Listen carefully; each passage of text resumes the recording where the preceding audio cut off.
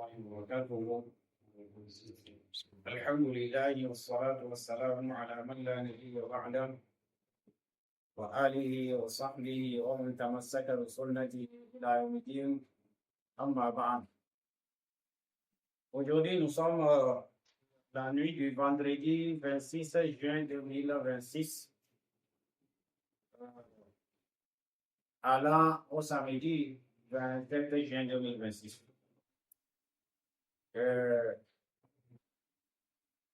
Nous allons continuer par rapport à ce que nous avions déjà commencé concernant les propos des prétendus défenseurs des religions ancestrales pour un certain monsieur dénommé Chocolat des filles, n'ayant pas trouvé ce qu'il va dire pour s'attirer le regard des gens. Il s'est mêlé de ce qui nous regarde ici, nous au Niger, en prétendant que le Niger n'est pas développé parce que nous avons laissé la religion des ancêtres, la culture des ancêtres, pour suivre la culture des Arabes. Et dans son intervention, on lui a dit, mais il y a des pays du Golfe qui sont des pays riches. Donc, c'est-à-dire ceux qui lui ont dit cela, ils voient que le fait de dire que les gens sont musulmans, ça les appauvrit, ce n'est pas vrai parce qu'il y a des pays du Golfe qui sont des pays riches. Et il leur a opposé que, oui, eux, ils sont des Arabes. Et eux, ils sont des descendants de Mohammed, sallallahu alayhi wa sallam. Cela, c'est complètement faux. Wa alaykum salam. Nous n'allons pas chercher ici à voir si les Arabes du Golfe sont des descendants du prophète sallallahu alayhi wa sallam. Mais je crois déjà que vous savez. Allah dit, par exemple, وَإِذَا قِيلَ لَهُمُ اتَّبِعُوا مَا أَنزَلَ اللَّهُ قَالُوا بَلْ نَتَّبِعُ مَا وَجَدْنَا عَلَيْهِ آبَاءَنَا. Les kémites, ils ont oublié ça. Dans la sourate Luqman, la sourate 31, troisième page, le tout début là en même temps, Allah dit, quand on leur dit, suivez ce que Allah a révélé, à qui? Aux Arabes. Parce que les premiers qui ont entendu cette révélation, c'était les Arabes. Quand on leur dit suivez ce que Allah a révélé, ils disent non, nous allons suivre plutôt ce sur quoi nous avons trouvé nos ancêtres. Probablement, c'est le verset 21 de la sourate 31. Alors, regardez-moi ça.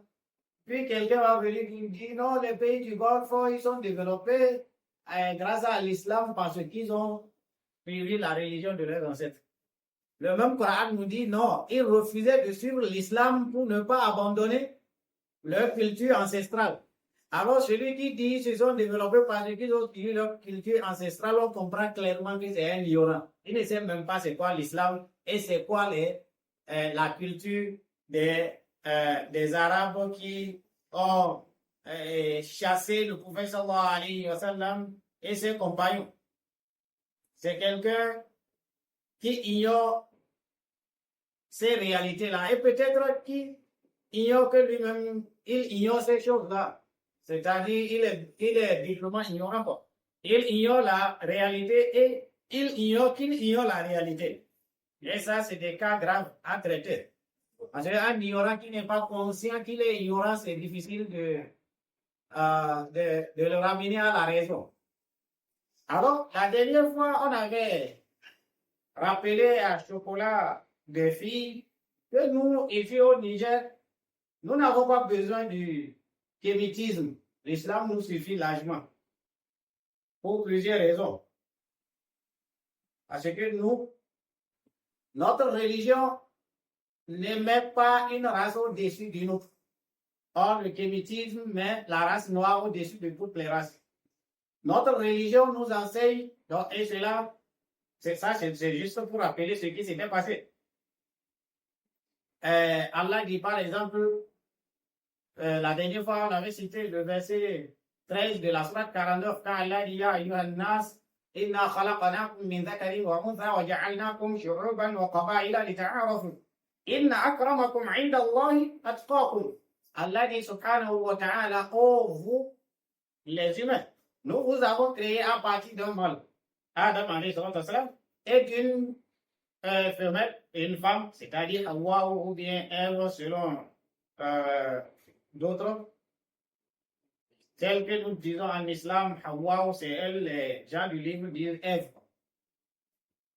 Il dit, et nous avons fait de vous différentes tribus et races, ou bien différentes ethnies et nations, afin que vous vous entreconnaissiez.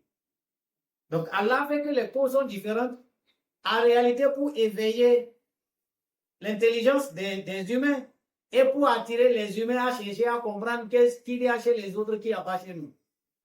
Inna akramakum inda Allahi atqakum. Le meilleur et le plus noble parmi vous les humains, c'est le plus pieux, c'est celui qui crée Allah le plus, celui qui se soumet à Allah le plus. Ce n'est pas le noir. Ce n'est pas le noir. Et nous avons vu aussi la dernière fois que notre religion ne nous dit pas que tout le monde a tout copié chez les musulmans. Allah a dit tous les peuples ont connu. Allah n'a pas dit que c'est un peuple qui a tout vu et tout le monde est venu tout copier chez lui. Tout comme les kémiques font croire aux gens que toutes les connaissances là, les gens ont puisé ça chez nous les Noirs. Vous voyez ça, même l'écriture. Et ça, l'écriture, la trace la plus ancienne d'écriture, c'est dans l'Égypte antique. Comment comprendre qu'ils disent non, c'est les Égyptiens de l'Égypte antique, c'était des Noirs. D'accord. Si c'est des Noirs et vous avez abandonné l'écriture, il a fallu que les Arabes et les Arabes musulmans et les chrétiens et occidentaux viennent pour que vous sachiez encore écrire. C'est à qui la faute? Vous avez abandonné l'héritage de vos ancêtres. Comment ça s'est passé? Les esprits des ancêtres que vous vénérez là, les mâles des ancêtres que vous vénérez, n'ont pas pu vous dire non, quand vous allez abandonner ça, vous allez devenir la risée de tous. Il ne faut pas abandonner l'écriture. Et après, vous allez venir nous dire non, c'est chez nous, on a tout pris. Bon, nous, notre religion nous dit وَلَقَدْ بَعَثْنَا فِي كُلِّ أُمَّةٍ رَسُولًا أَنِ اعْبُدُوا اللَّهَ وَاجْتَنِبُوا الطَّاغُوتَ. Nous avons envoyé dans toute communauté un messager afin qu'il leur dise adorez Allah et éloignez-vous de tout ce qui est adoré en dehors d'Allah. Allah dit également on avait cité tout ça là la dernière fois. Et chaque peuple a eu un guide. Chaque peuple a eu un guide. Surah 13, verset 7. Donc, nous, notre religion nous montre que tous les peuples ont été honorés par Allah. Ce n'est pas seulement chez les Noirs on est venu tout prendre. On ne va pas laisser une telle religion pour prendre la voie du racisme. Vous dites que les autres ont été racistes, ils n'ont pas respecté les Noirs, ils ont réduit les Noirs à ci, à ça. Mais et vous-même, vous dites, vous tombez dans la même chose en disant que non, tout le monde a tout pris chez les Noirs. Tout comme si aucun autre peuple n'a été honoré en dehors des Africains, surtout Africains noirs. Quand ils disent Africains, là, ils voient seulement la peau noire. Oui. Alors, nous ici au Niger, on ne va pas s'humilier et devenir kémites. On ne va pas laisser notre or, qu'est l'islam, pour aller vers ce qui n'a aucune importance. Car toute personne qui raisonne ne peut pas accepter ça. Tu ne peux pas reprocher quelque chose aux autres et toi-même tu viens tomber dedans. Est-ce que ça, c'est pas du racisme, le fait de dire que tout là, les gens ont tout pris chez les Noirs? Ce n'est pas aussi du racisme. Donc les autres, ils n'ont rien. Ils ont tout pris chez les Noirs. Tout. Hey, il faut faire attention. Certes, les gens, quand on prend le verset 13 là, de la sourate 49, Allah dit Allah nous a créé l'ita'arafu. Il nous a fait en des races différentes et en des langues différentes, en des peuples différents afin qu'on puisse s'entreconnaître. Il y aura des choses que Allah a accordées pendant un temps T à certains peuples qui n'a pas accordé à d'autres. Le fait de se connaître, ça va amener le peuple A à voir qu'il y a telle chose chez le peuple B qu'il n'y a pas chez lui. Et ils vont copier ça. Et également, le peuple B va voir qu'il y a telle chose chez le peuple A qui n'y a pas chez moi. Ils vont copier. C'est-à-dire, les peuples se complètent. Il n'y a pas un peuple qui est au-dessus d'un autre. Voilà pourquoi il termine le verset en disant Inna akramakum indallahi atqakum. Le meilleur d'entre vous est auprès d'Allah est celui qui crée Allah le plus. D'accord. Maintenant, avant de venir sur le sujet d'aujourd'hui, il y a deux choses qu'on avait dit aussi la dernière fois qu'il faut rappeler. J'insiste là-dessus. Ceux qui nous appellent à revenir sur les traditions, sur la religion des ancêtres, sur la vénération des esprits de nos ancêtres, les mannes de nos ancêtres, nous leur disons, les esprits des ancêtres, les mannes des ancêtres, qui ont été incapables de pousser leurs adorateurs à écrire l'histoire de notre peuple. Nous n'avons pas besoin de ça, de cette vénération-là. Quand aujourd'hui ils se vantent, ils disent l'Afrique connaissait les universités avant l'Europe. Et ça, c'est vrai. Ces universités-là étaient créées par qui? Par les adeptes des religions ancestrales? Non. Ces universités-là étaient fondées par des musulmans que vous combattez. Qu'est-ce qui les a poussés à fonder ces universités? Pourquoi vous ne voyez pas que c'est l'islam qui a conduit à ça? Mais quand un musulman fait un mal, on va dire c'est l'islam.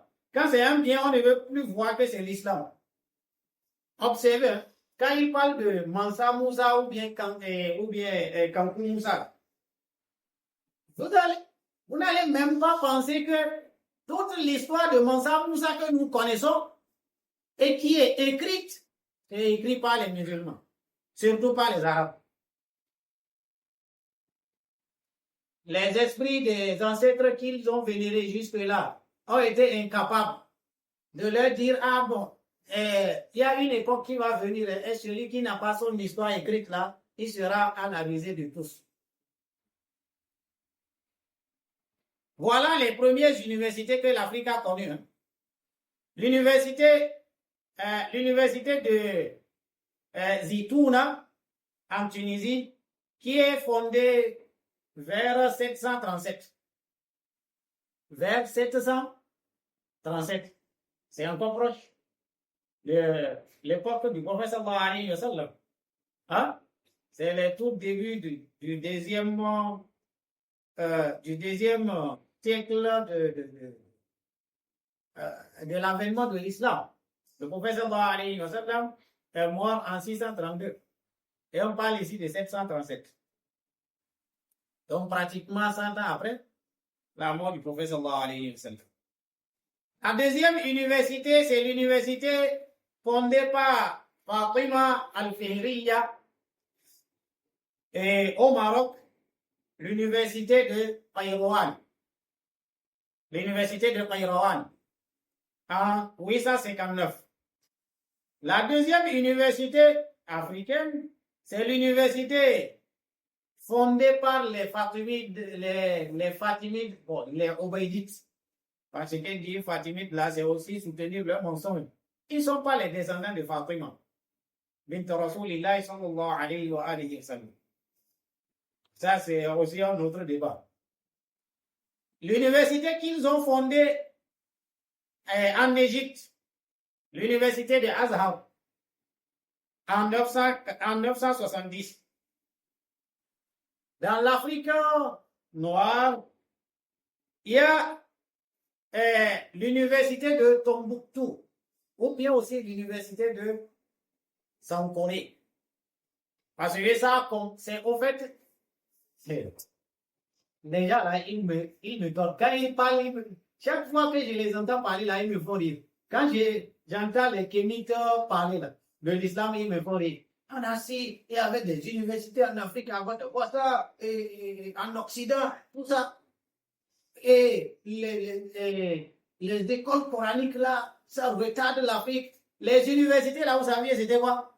Par exemple, l'université, la première université dans l'Afrique noire, l'université de Tombouctou, c'était l'université qui qui regroupait 3 mosquées. C'était des mosquées qui étaient les universités. Et on appelle ça souvent l'université de Sankoré parce que c'est là-bas ça a commencé. C'était la toute première mosquée qui avait été consacrée aux études comme le Coran, le fiqh, le hadith. Bon, tout ça, c'est des matières purement religieuses. On étudiait aussi là-bas l'astronomie. On étudiait aussi là-bas les mathématiques. Qui sont ceux qui enseignent ça? Musulmans. Et ils vont venir nous dire, non, l'Afrique noire là, vous êtes des gens complexés. Vous êtes des gens complexés. Et certains de nos frères musulmans, ils pensent que vraiment, l'Afrique avait tout. Si on parle de l'Antiquité, c'est une chose. Mais depuis l'avènement de l'islam, celui qui veut attaquer les musulmans et qui est de l'Afrique noire, c'est un gros ignorant. Même si c'est un professeur d'université. Vous savez, c'est des gens qui veulent suivre leur passion. Et l'islam les empêche de suivre leur passion. Et souvent, ils utilisent leur titre pour endormir les gens. C'est un professeur, hein. Il va utiliser son titre de professeur là pour endormir les gens et les amener à suivre ses passions. On va découdre vos passions là, une à une, Inch'Allah. Il y a l'université, comment on appelle? Donc, l'université de Sankoré ou bien l'université de Tombouctou. À l'époque de Mansa Moussa, avant Mansa Moussa, cette université existait. Mais à l'époque de Mansa Moussa, ça sera agrandi. Ça ne va plus se limiter à la mosquée Sankoré. Il y aura 3 grandes mosquées qui seront prises comme site pour cette université-là. Et ces matières que je venais de citer seront enseignées. Donc l'université va être agrandie par Mansa Moussa et Mansa Moussa, c'est ce qu'on appelle le WAF, ou bien, voilà, les fondations qu'on appelle fondations islamiques. Hein? Mansa Moussa va appuyer les étudiants et va appuyer les enseignants. Ce qui va faire que cette université deviendra une université célèbre.